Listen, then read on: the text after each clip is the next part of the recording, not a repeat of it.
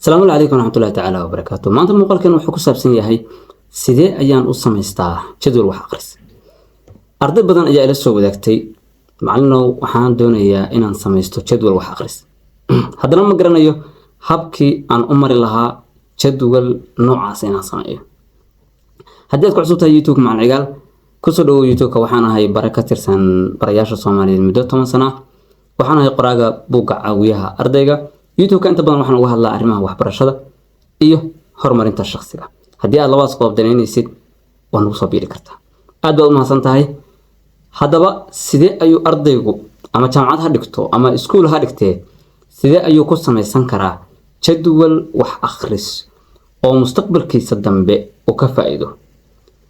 Mustaqbalkiisa dhowna uu ku faa'iido oo imtixaanaadka iskuulaadka laga qaado ama jaamacadaha laga qaado ama dawladda iyo ay qaadaan inuu ku baaso oo arday fiican oo wax bartay uu noqdo.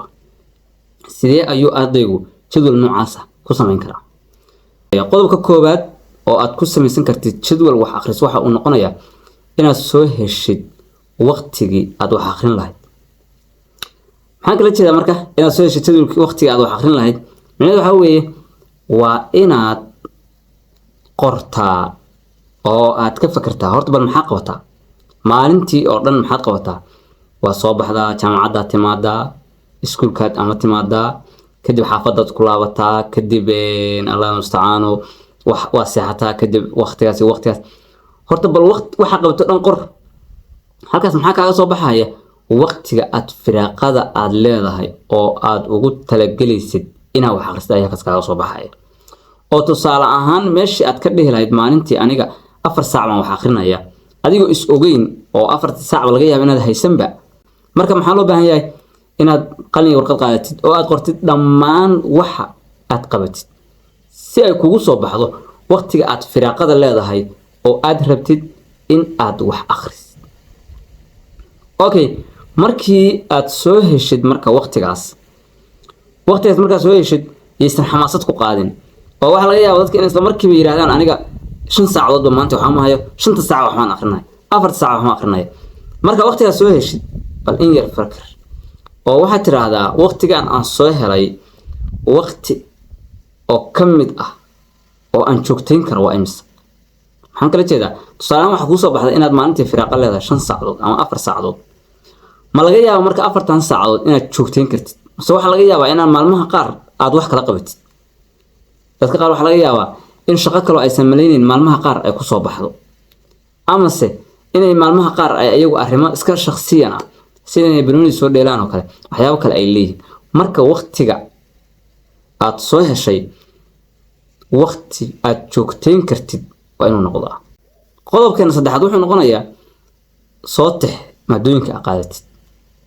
Okay, marka waqtiga aan haynaa halkaana waxaan ku haynaa maadooyinkii aan qaadanayo jaamacadda la iga dhigaya ama iskuulka la iga dhigayo maxaan u baahnaa marka inaan isku fiiriyo oo maadooyinkan iyo waqtiga aan isku eego.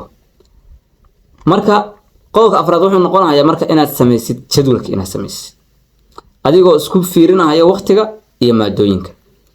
Isku fiirinta maxaan kala jeedaa dadka qaar waxa laga yaabaa in ay yiraahdaan saacad heblaayo waxaan akhrinaa maadada heblaayo saacad heblaayo waxaan akhrinaa maadada heblaayo saacad heblaayo waxaan akhrinaa maadada heblaayo saas jadwalka ha u dejinin saas jadwalka u dejisid jadwalkaas wuxuu u noqonayaa jadwal ku dhamaada fashil adiguna wax badan ku soo kordhin sidee u dejinaysaa maado walba sida adiga aad ku tahay ayaad fiirinaysaa tusaale ahaan waxa jirta maado adiga kugu adag iskuulka markii loo fiiriyo ama jaamacadda loo fiiriyana dhibcaheedu ay yihiin dhibca aad iyo aad muhiim u ah sidaas daraadeed waxa laga yaabaa maadadaas inay u baahan tahay waqti fara badan adiguna aad maadooyinka kale aad la mid dhigtay hadhow marka maadadaas markii dhibco badan ay ka iman waayaan waxa laga yaabaa inaad jadwalkaaga dib u eegaysid marka maxaa samaynaysaa maado walba waqtiga u qalma oo macquulka ah ayaad siinaysaa tusaale ahaan ardayda marka qaar waxaan arkaa ayagoo yiraahda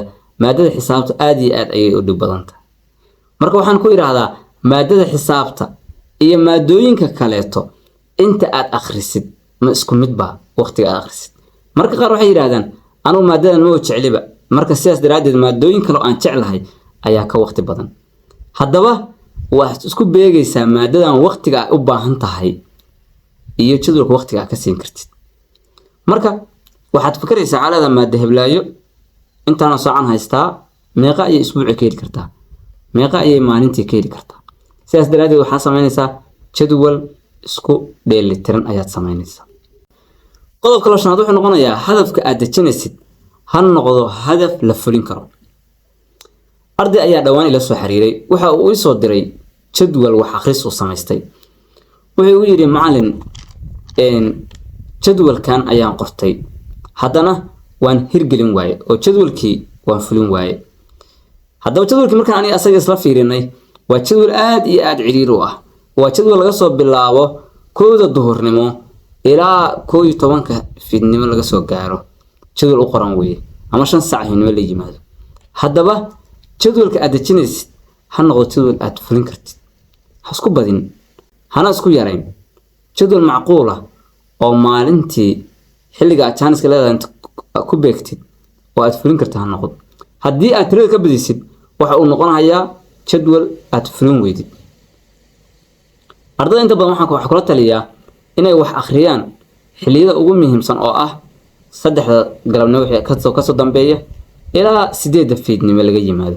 xilliyaas qofku inuu wax akhriyo wixii ka dambeeyana muuqaal kale insha Allah taala dib ugu hadli doonaa inuu xilli hore ardaygu iska seexdo.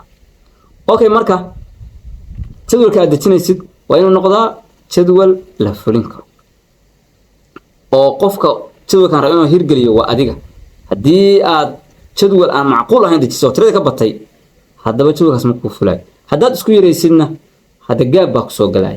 marka waa inaad ka fikirtaa jadwal isku dheelitiran oo aadna fulin kartid waqtigiisuna uusan yarayn aadna u badnay. qodobka kale oo muhiimka waxa weeye jadwalkaaga waa inuu yeeshaa nasiino. waa inaad markaad maada akhrisid oo 1 saac ama 40 daqiiqo ah maada akhrisidba waa inaad 10 daqiiqo 15 daqiiqo ah oo nasiino waa inaad qaadataa.